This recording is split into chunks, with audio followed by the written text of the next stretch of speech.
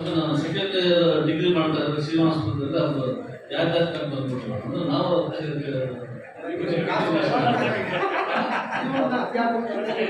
ಇಲ್ಲಿ ಅದು ಹೇಳೋಕ್ಕಾಗಲ್ಲ. ಯಾಕಂದ್ರೆ ಇನ್ನೂ ಅಕಸ್ಮಾತ್ 10 ವರ್ಷ ಏನೋ ನಮ್ಮ ಕೈಲಿದೆ.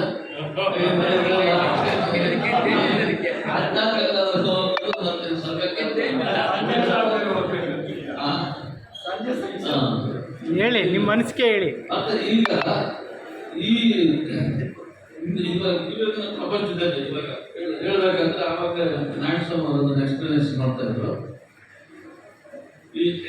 ಈಗಿನ ಸ್ಥಿತಿಯಲ್ಲಿ ನೋಡ್ತಾ ಇದ್ರೆ ಇದರಲ್ಲಿ ಅಕ್ಕಪಕ್ಕದ ಇದರಲ್ಲಿ ದೇಶದಲ್ಲಿ ಬಾಂಗ್ಲಾದೇಶದಲ್ಲಾಗಿಲ್ಲ ಅರಾಜಕತೆಗಳು ಅಲ್ಲಿ ಒಂದು ಪ್ರಭುತ್ವನೇ ಇದರಲ್ಲಿ ಆಳ್ತಾ ಇರ್ತಕ್ಕಂಥ ಪ್ರಭುತ್ವ ಒಂದು ತಳ್ಳಾಕಿ ಜನ ಅಂದ್ರೆ ರೆಸಲ್ಯೂಷನ್ಸ್ ಮಾಡಿದ್ರಲ್ಲಿ ಇವಾಗ ಅಲ್ಲಿ ಬದುಕಬೇಕಾಗೋದು ಸ್ವಲ್ಪ ಕಷ್ಟ ಆಗ್ತದೆ.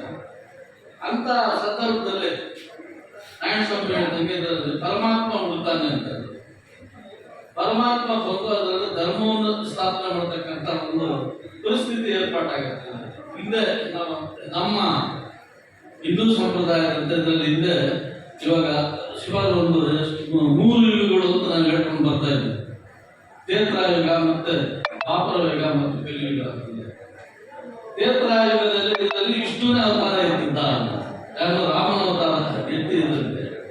ಅಲ್ಲಿ ನಡೀತಾ ಇರ್ತಕ್ಕಂಥ ಅರಾಜಕತೆಗಳು ಏನು, ರಾವಣಾಸುರ ಇದರಲ್ಲಿ ಯಾರು ತೊಂದರೆ ಮಾಡ್ತಾ ಇರ್ತಕ್ಕಂಥ ಜನರಿಗೆ ಇದರಲ್ಲಿ ಇರ್ತಕ್ಕಂಥ ದೇವತೆಗಳನ್ನೆಲ್ಲ ಸಾಯಿಸೋದು, ಮತ್ತೆ ಪ್ರಾಣಿಗಳಿಗೆ ಹಿಂಸೆ ಕೊಡ್ತಕ್ಕಂಥದ್ದು, ಮತ್ತೆ ಎಲ್ಲ ಇರೋದನ್ನೆಲ್ಲ ಆ ಕಥೆಗಳ ರೂಪದಲ್ಲಿ ಇದರಲ್ಲಿ ಆ ಪರಿಸ್ಥಿತಿಯಲ್ಲಿ ಅವಾಗ ರಾಮನಿಗೆ ತೊಂದರೆ ಕೊಟ್ಟ ಅಂತ ಬಗ್ಗೆ ನಾವು ರಾಮಾಯಣದಲ್ಲಿ ಅದನ್ನೆಲ್ಲ ಅಲ್ಲಿಗೆ ಸಾವು ಅಂದ್ರೆ ಆ ಅರಾಜಕತೆ ಅಧರ್ಮಕತೆ ಇದರಲ್ಲಿ ಅವ್ರು ಮಾಡ್ತಾ ಇರ್ತಕ್ಕಂಥದ್ರಲ್ಲಿ ಸಾಯಿಸೋದಕ್ಕೆ ವಿಷ್ಣು ರಾಮ ಅವತಾರ ಎತ್ತೆ ಇದರಲ್ಲಿ ಕೊನೆಗೆ ಅವರು ಸಂಹಾರ ಮಾಡ್ತಾರೆ. ನಂತರ ಬಂದಿರ್ತಕ್ಕಂಥ ಇದರಲ್ಲಿ ದುರ್ಯೋಧನ ಮತ್ತು ದುಷ್ಟನ ಆಗ್ತಾರೆ. ಇದರಲ್ಲಿ 100 ಜನ ಅವರು ಕಂಟ ಬಂದಿದ್ರಲ್ಲಿ ಆ ಇದರಲ್ಲೆಲ್ಲ ಈ ಸತ್ಯ ಅನ್ನೋದಕ್ಕೆ ಇರ್ತಕ್ಕಂಥ ಪಾಂಡವರು ಅವರಲ್ಲಿ ನಮ್ಮ ಸತ್ಯವನ್ನು ಯಾರೋ ಅದನ್ನು ಅನುಸರಿಸ್ಕೊಂಡು ಹೋಗ್ತಾ ಇರ್ತಾರೆ. ಇದರಲ್ಲಿ ಅವರು ಕಷ್ಟ ಬಿಡ್ಬೇಕಾಗಿರ್ತಕ್ಕಂಥ ಪರಿಸ್ಥಿತಿ. ಅವರು ಇದರಲ್ಲಿ 14 ವರ್ಷ ಅಜ್ಞಾತವಾಸ ಮಾಡಿ ನಂತರ ಇದರಲ್ಲಿ ಯುದ್ಧ ಮಾಡಿ ಅವರು ಇದರಲ್ಲಿ ಕೃಷ್ಣ ಸಹಾಯ ಅಂದ್ರೆ ಕೃಷ್ಣ ಆವಾಗ ಇದರಲ್ಲಿ ದ್ವಾಪರ ಯುಗದಲ್ಲಿ ವಿಷ್ಣುವನ್ನೇ ಕೃಷ್ಣ ಅವತಾರ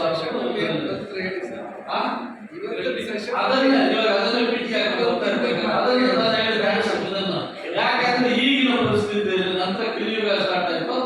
ಇವಾಗ ವೆಂಕಟಸ್ವಾಮಿ ಕಲಿ ಅಂದ್ರೆ ಇದರಲ್ಲಿ ನಾವು ವಿಗ್ರಹಗಳು ಪೂಜೆ ಮಾಡ್ತಕ್ಕಂಥದ್ದು, ಕಲ್ಲುಗಳಿಂದ ಪೂಜೆ ಮಾಡ್ತಕ್ಕಂಥದ್ದು ಅಂತ ಇದರಲ್ಲಿ ಈಗಿನ ಪರಿಸ್ಥಿತಿಯಲ್ಲೂ ಸಹ ಈ ಅಧರ್ಮವನ್ನು ಅಂದ್ರೆ ಲಂಚ ಅವತಾರ ಮತ್ತೆ ಭ್ರಷ್ಟರು ಮತ್ತೆ ಕೊಲೆ ಮಾಡ್ತಕ್ಕಂಥದ್ದು ಮತ್ತೆ ರೇಪು ಮಾಡ್ತಕ್ಕಂಥದ್ದು ಇವೆಲ್ಲ ನೋಡ್ತಾರೆ. ನಾಳೆ ಬೆಳಗ್ಗೆ ಇದರಲ್ಲಿ ಯಾವ ಇದನ್ನು ಶಾಂತಿಯಾಗಿ ಮತ್ತೆ ಒಳ್ಳೆಯ ರೀತಿಯಲ್ಲಿ ತಗೊಂಡು ಹೋಗೋದಕ್ಕೆ ಇದರಲ್ಲಿ ದೇವರ ಯಾವ ಇನ್ನು ಬೇರೆ ಬರ್ತಾರೆ ಅನ್ನೋ ಒಂದು ಅಂಶಗಳಲ್ಲಿ ನಾಯಕರು ವಿವರಣೆ ಕೊಟ್ಟರು. ಅಲ್ಲಿಲ್ಲೂ ನಾಳೆ ಬೆಳಗ್ಗೆ ಅದಕ್ಕೋಸ್ಕರ ಇಲ್ಲಿ ಬೆಳಗಿನ ಬರ್ತಾರೋ ಮತ್ತೆ ದೇವರನ್ನು ಬರ್ತಾರೋ ಹೇಳೋದಕ್ಕಾಗಲ್ಲ. ಆದ್ರೆ ಯಾವ ಒಂದು ಇದರಲ್ಲಿ ನಮ್ಮ ಭೂಮಿಯಲ್ಲಿ ಇದ್ದ ಅಧರ್ಮಗಳನ್ನೆಲ್ಲ ನಾಶ ಮಾಡೋದಕ್ಕೆ ಅಂತ ಯಾವ ಒಂದು ಅವತಾರ ಅಧರ್ಮ ಏನು ನಡೀತಾ ಇದೋ ಅದನ್ನೆಲ್ಲ ಹೋಗಲಾಡಿಸಿ ಮತ್ತೆ ಒಳ್ಳೆ ಪ್ರಪಂಚ ಬರೋದಕ್ಕೆ ದೇವರು ಪ್ರಯತ್ನ ಪಡ್ತಾರೆ. Thank you.